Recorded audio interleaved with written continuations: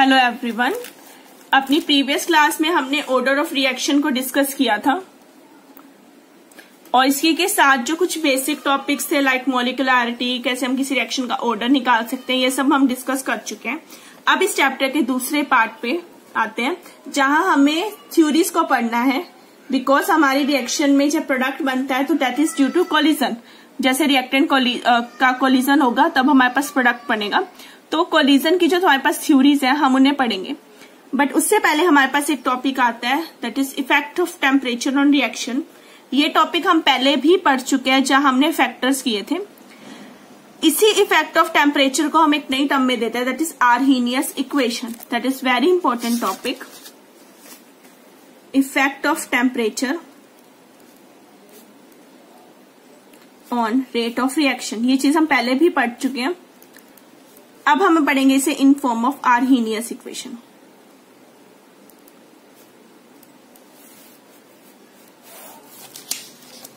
Effect of temperature हमने पहले बात की थी कि due to temperature rate of reaction क्या होता है, इंक्रीज होता है। रीजन बीइंग जब टेम्परेचर इंक्रीज होता है तो जो रिएक्टेंट मॉलिक्यूल्स है उनकी काइनेटिक एनर्जी क्या होती है, इंक्रीज होती है। जब काइनेटिक एनर्जी इंक्रीज होगी तो वो और तेजी से मूव करेंगे और जितनी ज्यादा वो मूव करेंगे उनका ज्यादा कोलिजन होगा और उतना ही चांस होगा उनका प्रोडक्ट में चेंज होने का। That's why rate of reaction उनका क्या हो जाता है, इंक्रीज।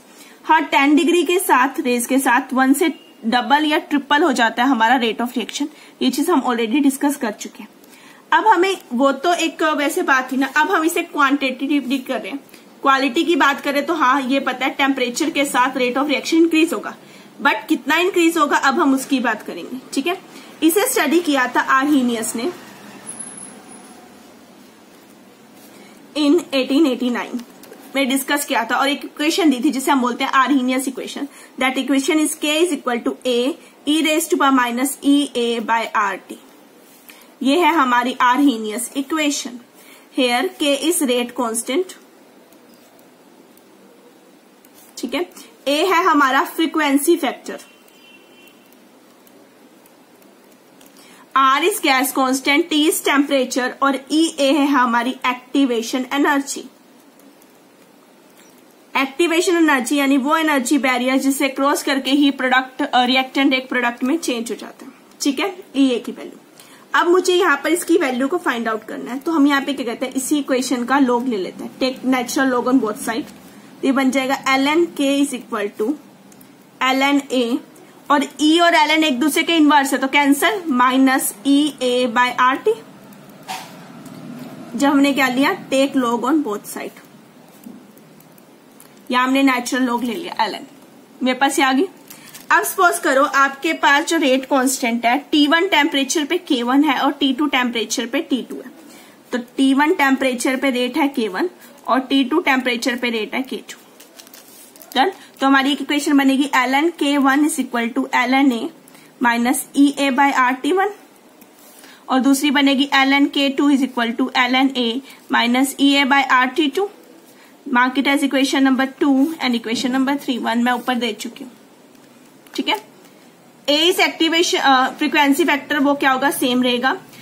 बाकी जो हमारा एक्टिवेशन एनर्जी है बैरियर वो सेम रहेगा बिकॉज रिएक्शन चेंज नहीं करी हमने। R इज गैस कांस्टेंट, वो मेरे पास क्या रहेगा, सेम। ठीक है, अब मेरे पास 2 इक्वेशन आ गई।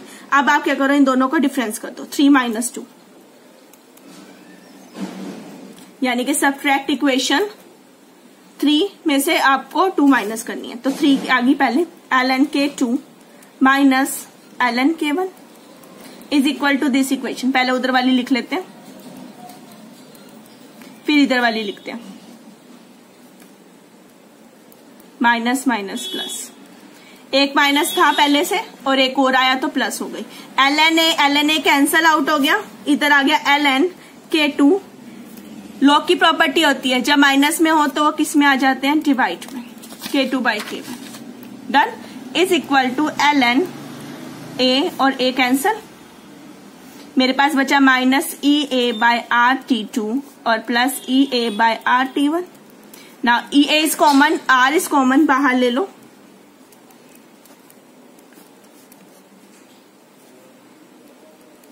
EA और R मैंने बाहर ले लिया। अंदर माइनस है, एक प्लस है तो यह जगह 1 bye T1 minus 1 bye T2। तो ये इसकी एक फॉर्म आ गई।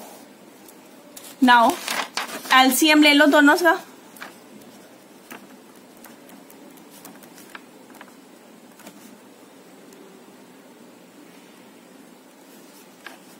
T2 T1 T2 minus T1, ये एक और फॉर्म आ गई जब मैंने एलसीएम लिया। ठीक है, अब ये एलन है, एलन का तो हमें पढ़ना नहीं आता ना टेबल, जो हम नेचुरल नहीं पढ़ते ना, हम तो बेस 10 पे लोग पढ़ते हैं, तो इसे लोग में कन्वर्ट कर देंगे तो 2.303 लोग आ जाएगा। तो ये मेरे पास आ जाएगा 2.303 लोग K2 by K1 is equal to EA by R T2 minus T1 upon T1 T2। log K2 by K1 is equal to EA by 2.303 R T2 minus T1 upon T1 T2। तो आपको numerically में ये use करना है। ये आ गई मेरे पास मेरी आर्हीनियस इक्वेशन की एक और फॉर्म। Clear, done. तो ये थी मेरी आर्हीनियस इक्वेशन की जो हमारी डिफरेंशिएटेड फॉर्म आ गई। अगर मेरे को 2 टेम्परेचर गिवन है और 2 रेट कांस्टेंट गिवन है तो हम ये फॉर्म निकाल के एक्टिवेशन एनर्जी निकाल सकते हैं न्यूमेरिकल में। हो सकता है आपको 2 K गिवन हो, एक्टिवेशन गिवन हो, 1 टेम्परेचर गिवन, आप दूसरा निकालोगे। रेस्ट जो भी अननोन होगा, बाकी रेस्ट सारी टर्म्स आपको गिवन होगी, पुट करो न्यूमेरिकल में, उससे सॉल्व करो। Very important topic. ठीक है, अब एक पार्ट इसमें रह गया, इसकी वैलिडिटी टेस्ट करना कि ये इक्वेशन वैलिड है या नहीं। अब आते हैं इसकी वैलिडिटी पे। मुझे वैलिडिटी चेक करनी है। ठीक है, तो मैंने जो पीछे इक्वेशन ली थी ln k is equal to ln a minus EA by RT, ये इक्वेशन थी मेरे पास। डन। ln को आप log में चेंज कर लो। ठीक है, अब जब आप इसे log में चेंज करोगे तो इसके साथ भी 2.303 आ जाएगा, इसके साथ भी 2.303 आ जाएगा, तो ये कुछ ऐसा आ जाएगा log k is equal to, मैं ये टर्म आगे ला रही हूँ, EA बाय 2.303 RT। इन दोनों के साथ 2.3 आएगा, इसके साथ नहीं आएगा, तो हमने डिवाइड किया तो सिर्फ इसके साथ आ गया, रेस्ट 2 से कट गया। ये भी किसमें चेंज हो गया, log K. This equation is similar as y is equal to mx plus c, यानी कि एक स्ट्रेट लाइन इक्वेशन। अब इसे कोरिलेट करो तो y एक्सिस पे क्या है मेरा, log के, x एक्सिस पे क्या है मेरा 1/T, वेरिएबल की बात करें टेम्परेचर। ठीक है, क्योंकि इफेक्ट ऑफ टेम्परेचर तो वेरिएबल इज टेम्परेचर ना, तो ये आ गया T और K यानी रेट कांस्टेंट। M रेस्ट सारी टर्म M हो जाएगी minus EA by 2.303 R and C is log A। डन। तो मैंने सब निकाल लिया। ये क्या है, एक straight line equation. Straight line equation यानी कि जब मैं ग्राफ प्लॉट करूंगी तो ये कैसा आएगा, एक स्ट्रेट लाइन ग्राफ। तो प्लॉट करो। अभी दिख रहा है y एक्सिस पे क्या लेना है मुझे, log के, x एक्सिस पे क्या लेना है 1/T, क्योंकि स्लोप नेगेटिव है और इक्वेशन है स्ट्रेट लाइन। स्ट्रेट तो ऐसे होती है बट स्लोप नेगेटिव है तो नेगेटिव इक्वेशन जाएगी इस तरह से। ये आ गया इसका इंटरसेप्ट जहां कट करेगी, और वो इंटरसेप्ट कितना है मेरा log A, और ये इक्वेशन का स्लोप क्या है मेरा m minus EA by 2.303 R। ये क्या है, स्लोप। ठीक है, तो ये क्या आई मेरे पास, एक स्ट्रेट लाइन इक्वेशन आई। तो यहां से हम इसकी वैलिडिटी को चेक कर सकते हैं। मीन्स एक्सपेरिमेंटल जब देखा गया तो बिल्कुल यही हमारे पास ऑब्जर्व हो रहा था। क्लियर। तो ये थी मेरे पास आर्हीनियस इक्वेशन। अब इस आर्हीनियस इक्वेशन में क्या होगा, आपको न्यूमेरिकल कैसे आएंगे, तो हम इसी का एक न्यूमेरिकल डिस्कस करते हैं पहले, बिकॉज आर्हीनियस किया तो न्यूमेरिकल साथ साथ डिस्कस करते हैं। तो मैं इसकी बुक में से इसका एक न्यूमेरिकल देखते हैं।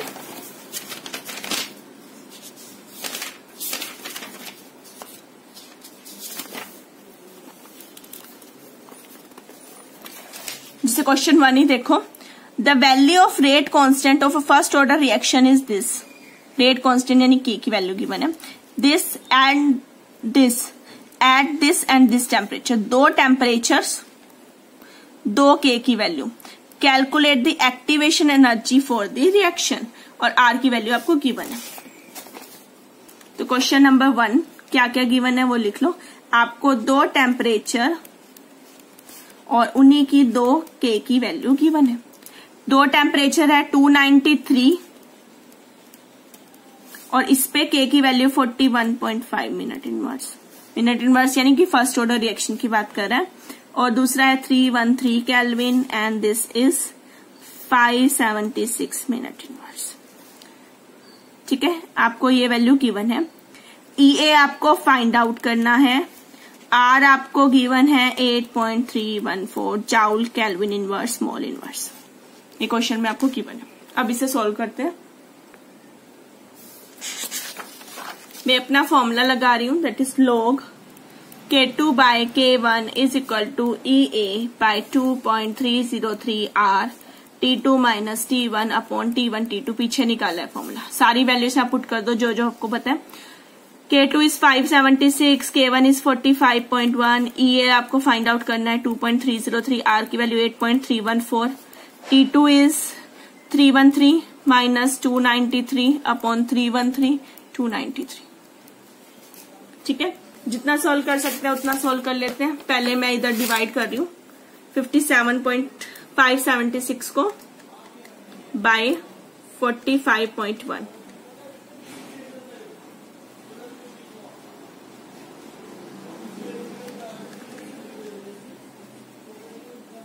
तो जब मैंने इन दोनों को डिवाइड किया तो मेरे पास आया 12.77।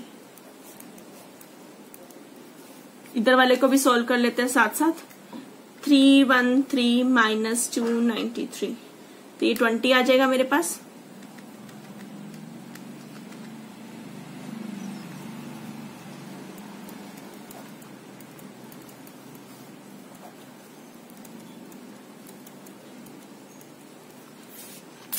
जब लोग इसकी वैल्यू ले रहे हैं तो मेरे पास आ रही है 1.106। आप लोग चेक करके देख सकते हैं, जब मैंने निकाला है तो ये वैल्यू आ रही है। ठीक है, is equal to EA into 20 upon 2.303 into 8.314। आप चाहो तो यही सोल्व कर लो, मैं एक ही बार कैलकुलेट करूंगी बिकॉज EA अननोन है, बाकी सारी टर्म मैं एक साइड लेके जा रही हूँ। आप चाहो तो पहले सोल्व कर लो, उसके बाद डिवाइड कर लो, up to your choice. 1.106 into 2.303 into 8.314 into 313 into 293 upon 20। इसे सॉल्व कर लेते हैं और EA की वैल्यू देखते क्या आई है। 1.106 into 2.303 into 8.314 into 313 into 293 and divided by 20। सारा सोल्व करने पे 97.10 किलो जाउल पर मोल। ये है ना एक्टिवेशन एनर्जी, तो इसकी एनर्जी वाली value. First question answer is 97.1। ठीक है, ये आ गया। सिंपल से क्वेश्चन है, आपको ऐसे के की वैल्यू हर क्वेश्चन में गिवन होगी। कोई भी स्टेटमेंट चेक करो और आपने इस तरह से वैल्यू को पुट करके सोल्व करना है और जो भी आंसर आएगा वो निकाल लेना। क्लियर? तो ये था हमारा एक्टिवेशन एनर्जी का न्यूमेरिकल।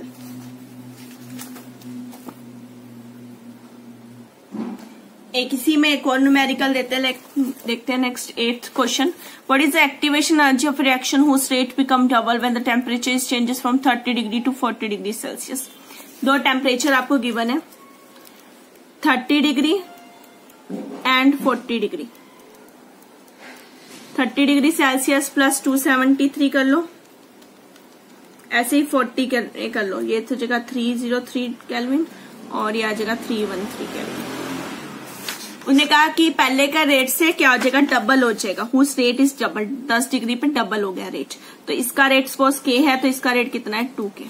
तो K1 की वैल्यू K ले ली और K2 की वैल्यू कितनी ले ली 2K। EA फाइंड आउट करना है तो फॉर्मूला लगाओ, log K2 by K1 is equal to EA by 2.303 R T2 minus T1 upon T2 and T2। log 2K upon K value put कर दो। EA निकालना है 2.303, R is 8.314। टेम्परेचर डिफरेंस ले लो 313 minus 303। कैसे के कैंसिल, log 2 की value अपनी put कर लो 0.3010। स्टैंडर्ड वैल्यू है, याद होनी चाहिए आपको ये। इन दोनों का डिफरेंस ऊपर जैसे टेम्परेचर का डिफरेंस दिख रहा है 10 है तो ये भी 10 ही है। 313 इंटू 303 अब हम इसे सॉल्व करेंगे। मैं सारी टर्म्स को इधर लेके जा रही हूं। Now EA is equal to, क्योंकि मुझे एक्टिवेशन एनर्जी निकालनी है, रेस्ट सारी टर्म इधर लेके गए। सॉरी,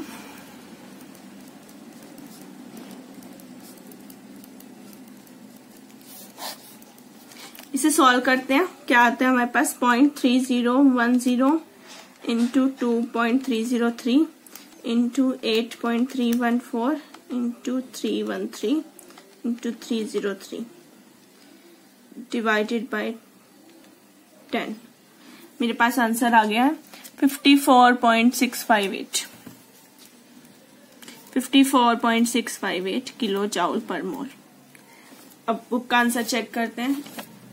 क्वेश्चन लिया था हमने, हमारा आंसर आया 54.7, ठीक है। अप्रोक्सीमेट अगर आप इसे कर दोगे 54.7 आ जाएगा, ठीक है। तो यानी हमारा आंसर बुक से मैच कर रहा है। क्लियर? तो कुछ इस तरह के न्यूमेरिकल आते हैं, स्पेशली ये वाला न्यूमेरिकल कई बार एग्जाम में रिपीट हुआ है, जो एक क्वेश्चन नंबर 8 है, ठीक है। तो ये थे हमारा एक्टिवेशन एनर्जी और उसके न्यूमेरिकल्स। अब आते हैं अपने नेक्स्ट टॉपिक पे। लास्ट टॉपिक है जो हमारे इस चैप्टर का, that is theories of rate of reaction.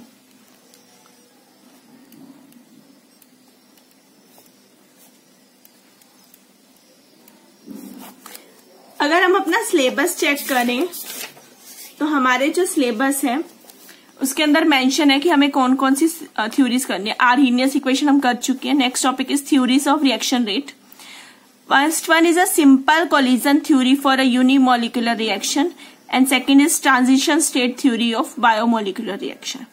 और अगर अब ये को याद हो तो जब हमने ऊपर वाले टॉपिक किए थे इफेक्ट, तब मैंने एक टॉपिक छोड़ दिया था प्रेशर, बिकॉज वो इन वाली थ्योरी से निकलेगा, ठीक है। तो वो प्रेशर, यानी हम अपने लास्ट टॉपिक पे आ रहे हैं जिसमें मुझे सिंपल करनी है कोलिजन थ्योरी और ट्रांजिशन करनी है बाइमोलिक्यूल के लिए। कोलिजन करनी है यूनि के लिए और ट्रांजिशन करनी है बाइमोल के लिए, ठीक है।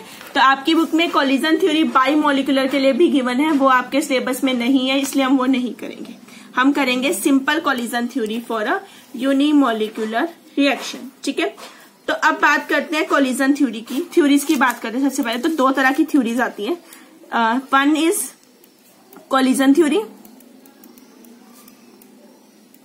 And second is transition theory.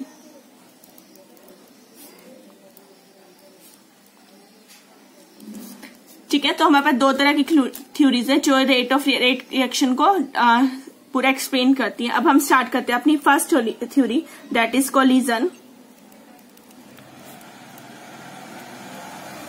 Collision नाम से ही पता लग रहा है किसके ऊपर डिपेंड होगी, कोलिजन के ऊपर। कोलिजन मीन्स जब हमारी रिएक्शन में हमारे जो मॉलिक्यूल्स हैं एक दूसरे के साथ कोलाइड करेंगे, कोलाइड करने के बाद वो किस में चेंज हो जाएंगे, प्रोडक्ट में चेंज हो जाएंगे।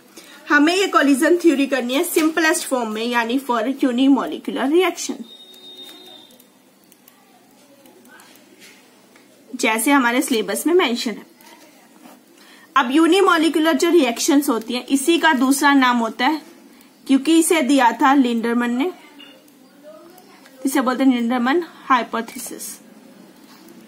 It's not real, it's hypothesis. Hypothesis होता है इमेजिनरी चीजें, ठीक है। तो ये एक हाइपोथेसिस है कि कैसे कैसे हो सकता है यूनिमोलिकुलर रिएक्शन में। अब बात किसकी करनी है, यूनिमोलिकुलर मीन्स एक मॉलिक्यूल टाइप रिएक्शन। तो ए ले लिया, जिससे किसमें चेंज हो जाना है, प्रोडक्ट में। अब एक ही टाइप का तो मॉलिक्यूल है, उसको उसी प्रोडक्ट में चेंज हो जाना है। कैसे चेंज होगा, किसके साथ कोलाइड करेगा, ठीक है। कोलिजन कैसे होगा, कैसे ये अपनी एनर्जी एक्टिवेशन को गेन करेगा, कैसे ये प्रोडक्ट में चेंज होगा। कई सारे क्वेश्चन यहाँ पर अराइज हो गए, जिससे आंसर किया लिंडरमैन ने, ठीक है। उसने कहा कि जब एक रिएक्शन होती है तो उसके बीच में एक टाइम लैग होता है। टाइम लैग मीन्स एक रिएक्टेंट एक्टिवेशन एनर्जी तक जाता है, जो एक्टिवेटेड कॉम्प्लेक्स है, देन चेंज होता है हमारा प्रोडक्ट में, ठीक है। यही हमारी रिएक्शन है, ये रिएक्टेंट की, ये प्रोडक्ट की, और ये एक्टिवेशन एनर्जी। तो रिएक्टेंट से एक्टिवेशन एनर्जी तक जाने के बीच में एक टाइम गैप आता है। इस टाइम गैप में कुछ मॉलिक्यूल एक्टिवेट हो जाते हैं, ठीक है। एक्टिवेट होने के बाद या तो वो एक्टिवेटेड मॉलिक्यूल दूसरे के साथ रिएक्ट करके प्रोडक्ट बना देंगे, या फिर वो खुद ही क्या आ जाएंगे, डीएक्टिवेट हो जाएंगे। तो उसके जो कॉन्सेप्ट था जो उसने दिया था, अगर मैं उसको बनाऊं तो वो कुछ इस तरह के होगा कि एक ही टाइप के दो मॉलिक्यूल हैं, इस टाइम गैप के बीच में एक एक्टिवेट हो गया, एक नॉर्मल रहा, ये एक्टिवेटेड है, ठीक है। A star means activated. Let that, इस रिएक्शन का कांस्टेंट K1 है। अब ये जो एक्टिवेटेड मॉलिक्यूल है या तो कुछ टाइम बाद खुद ही डीएक्टिवेट होके वापस पिछले जैसा बन जाएगा, या फिर यही एक्टिवेटेड मॉलिक्यूल हमारा क्या बना देगा, प्रोडक्ट बना देगा। प्रोडक्ट से वापस नहीं आ सकते, इसलिए बैक रिएक्शन नहीं है K3, ठीक है। तो K1, K2 एंड K3 आ गया, क्लियर। तो K1, K3, K2 and K3 are rate constant of different reaction, जो हमने यहाँ पे ली। अब हम यहाँ पे क्या कर रहे हैं, मेन चीज हमारी क्या है, प्रोडक्ट में चेंज होना। हमें किससे मतलब है, प्रोडक्ट से मतलब है। और प्रोडक्ट कितने बनेंगे, जितने ए हमारे डिसअपेयर होंगे। मीन्स हम कह सकते हैं कि rate of disappearance of A to form product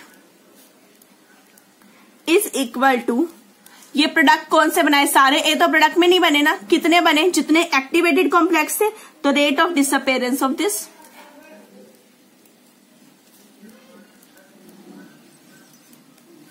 A star, क्योंकि उसी ने तो प्रोडक्ट में चेंज होना है ना, ए से तो कोई मतलब नहीं है, जितने एक्टिवेट हुए उतने ही जाएंगे। मीन्स जितने इस बैरियर तक पहुंचे, वो बैरियर वाले या तो चांस है कि वो प्रोडक्ट बना देंगे या फिर वो वापस चले जाएंगे, ठीक है। तो हमें उनसे मतलब है जिन्होंने प्रोडक्ट बना दिया। अब rate of disappearance of A, rate of disappearance of A की बात करें तो ये तो एक तरह का रेट कांस्टेंट है। रेट कांस्टेंट कैसे निकालते हैं, change in concentration of A by time, यही होता है हमारे पास, ठीक है। और ये क्या, रेट ऑफ डिसअपेरेंस, कितने डिसअपेयर हुए, that is K3 into concentration of A star.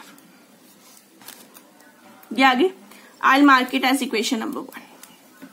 अब बिकॉज ये एक हाइपोथेसिस है, हाइपोथेसिस में हमने ए स्टार तो कहीं लिया ही नहीं ना, ए स्टार तो खुद बना, एक्टिवेटेड बना, जो खुद बना है उसे निकालना डिफिकल्ट है। हमें तो ए के बारे में पता है, तो हम क्यों ना इसकी कंसंट्रेशन को ए की कंसंट्रेशन में चेंज कर दे।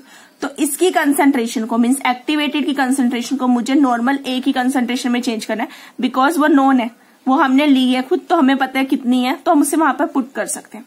तो पहले काम आता है इसको चेंज करना। तो इसे निकालने के लिए हम यूज करते हैं स्टेडी स्टेट प्रिंसिपल।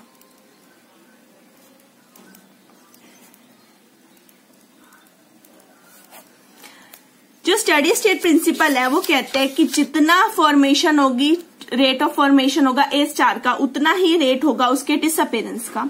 तो इसके अकॉर्डिंग है rate of formation of A star activated complex is equal to rate of disappearance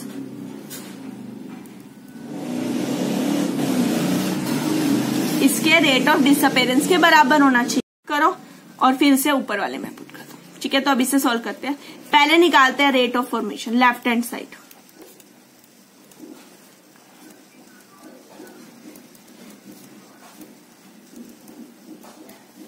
अब ये फॉर्म कहां पर हो रहा है, बन तो ये सिर्फ एक ही साइड रह रहा है, यहां पर डिसअपेयर इधर भी हो रहा है और इधर भी हो रहा है। तो पहले फॉर्मेशन की बात करें, यानी इसके ऊपर रेट निकालना है, रेट कांस्टेंट और कंसंट्रेशन ऑफ रिएक्टेंट्स। ये मेरे कंसंट्रेशन ए है, तो मेरा आ जाएगा K1 इंटू कंसंट्रेशन ऑफ ए का स्क्वायर, ठीक है। ये मैंने यहां से निकाल लिया, डन। अब रेट राइट हैंड साइड पे आते हैं, rate of disappearance of A star. अब डिसअपेरेंस की बात करें तो डिसअपेयर तो वो इधर भी हो रहा है और इधर भी हो रहा है, दोनों साइड में हो रहा है, ठीक है। इधर वो डिसअपेयर होके नॉर्मल ऑर्डिनरी मॉलिक्यूल्स में चेंज हो रहा है और इधर किस में बना रहा है, प्रोडक्ट में। तो आ गया पहला एक, तो आ गया rate of disappearance of A star in ordinary molecule plus rate of disappearance of A star in product, done. दोनों में आ गया मेरे पास, ठीक है। अब सबसे पहले देखते हैं ऑर्डिनरी मॉलिक्यूल। इधर की तरफ गया, रेट क्या है K2, किसके ऊपर डिपेंड करेगा, बैक रिएक्शन में जो रिएक्टेंट है दिस इंटू दिस, तो this is equal to K2 into A star into A plus disappearance of this in product. इसने किस में चेंज हो जाना है, अब प्रोडक्ट में। इसका रेट क्या है K3 तो plus K3 into this only, not this, because A is ordinary. Ordinary ने प्रोडक्ट नहीं बनाना, प्रोडक्ट किसने बनाना है? जो यहां तक पहुंचे एक्टिवेटेड कॉम्प्लेक्स तक, उन्होंने बनाना है। तो सिर्फ दिस इंटू दिस आएगा। आ गया? तो मैंने फॉर्मेशन का रेट भी निकालना है, डिसअपेरेंस का भी निकालना है। Put this value in equation 2, put this value in equation number 2। वो कहता है rate of formation is equal to rate of disappearance. Formation का रेट क्या है? K1 A square is equal to disappearance का रेट क्या है?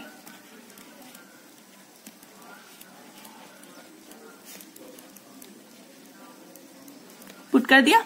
दोनों में ये पार्ट कॉमन है एक्टिवेटेड, क्योंकि इसी की वैल्यू निकालनी है। ये मेरे को अननोन है, एक्टिवेटेड की वैल्यू निकालना है। यहां से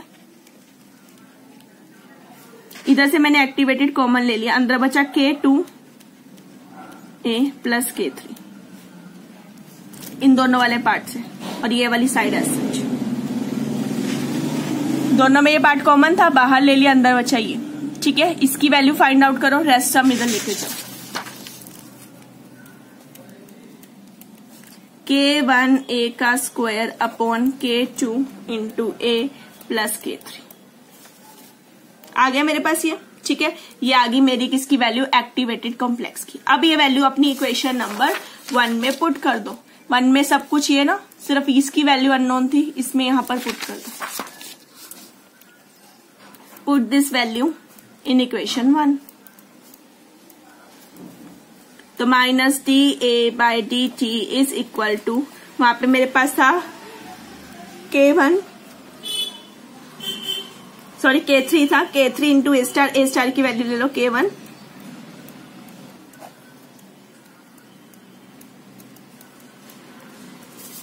डन। तो मेरे पास ये आ गई इक्वेशन, ये आई फॉर यूनिमोलिकुलर रिएक्शन। अब इसमें कुछ भी अननोन नहीं है। K1 K2 K3 are rate constant. ए वो कंसंट्रेशन है जो हमने ली है, स्टार्टिंग में ली है। ए स्टार सिर्फ अननोन था, जिसको हमने यहाँ पर रिप्लेस कर दिया। क्लियर? तो ये मेरा आ गया लास्ट रिजल्ट। अब यहाँ पर इसकी पॉसिबिलिटी की बात करें, यहाँ 2 केस बनते हैं। नंबर 1 बात करते हैं केस 1 की। केस 1 की बात करो, अगर ए की कंसंट्रेशन आप बहुत ज्यादा ले लो, if concentration of A is very high, अगर ए की कंसेंट्रेशन बहुत ज्यादा है तो K2 वाला प्रोडक्ट, ये टर्म ज्यादा हो गया एज कम्पेयर टू दिस, तो K2 of A is very very greater than K3। तो यहां से K3 को क्या कर दो? निग्लेक्ट कर दो। K3 can be neglected, neglect कर देंगे। ठीक है, 1 में 2 3 हो चुके हैं ना मेरे पास। इक्वेशन 3 ले रही हूं मैं से। ठीक है, जो पीछे हो चुकी है। Use this in equation 3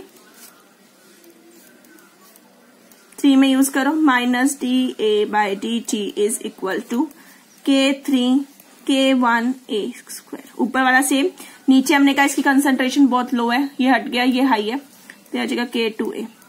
A से cancel, K3 K1 by K2 into concentration of A।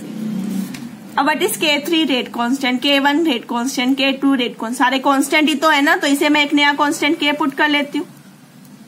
This K is equal to K3 K1 by K2 done. तो मेरे पास ये वैल्यू आ गई है। अगर मैंने ये ले लिया हाई वाला, ठीक है, तो दिस ये वैल्यू मेरी कैसे आई? बिकॉज एक ही टर्म आई, यानी यहाँ पे ये क्या है? 1 ऑर्डर, 1 आया ना इसकी पावर, तो ये क्या आ गई? As a first order reaction. तो behave as first order reaction. तो मैंने यहां से ऑर्डर भी निकाल लिया। अब ले लो केस 2। केस 2 ऊपर हाई लिया था, यहां लो ले लो।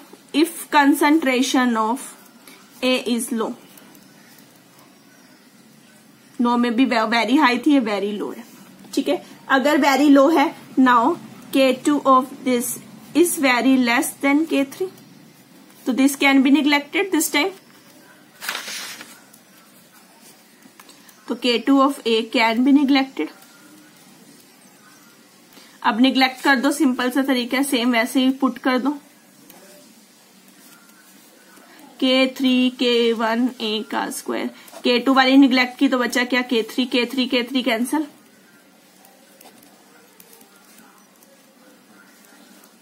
डन। तो यहां पे आ गया K1 इंटू दिस। अब यहाँ पे जो ए की है वो पावर कितनी आई, 2 आई, तो that mean this behave as second order reaction. तो इसका ऑर्डर क्या आ गया, सेकेंड ऑर्डर आ गया। ठीक है, ये थी हमारी simple theory, collision theory for a unimolecular reaction. Bimolecular हमारे सिलेबस में नहीं है। डन। हमने एक हाइपोथेसिस लगाई जिसे लिंडरमैन ने दिया कि मॉलिक्यूल में से कुछ मॉलिक्यूल तो ऑर्डिनरी रह जाएंगे, कुछ टाइम गैप के बीच में एक्टिवेट हो जाएंगे, और ये एक्टिवेट मॉलिक्यूल आइदर तो प्रोडक्ट में चेंज हो सकते हैं या फिर वापस अपना नॉर्मल में चेंज हो सकते हैं। उसी की इस हाइपोथेसिस के बेस पर हमने इस कोलिजन थ्योरी को सॉल्व किया और अपने आंसर निकाले। और उसी के 2 केस से हमने देखा कि अगर हमारे इनिशियल की कंसंट्रेशन बहुत हाई होगी तो वो फर्स्ट ऑर्डर आ जाएगा, और अगर बहुत लो होगी तो वो हमारा सेकेंड ऑर्डर आ जाएगा। तो वो रिएक्शन कौन सी हो जाएगी, सेकेंड ऑर्डर। ठीक है, तो ये कोलिजन थ्योरी थी।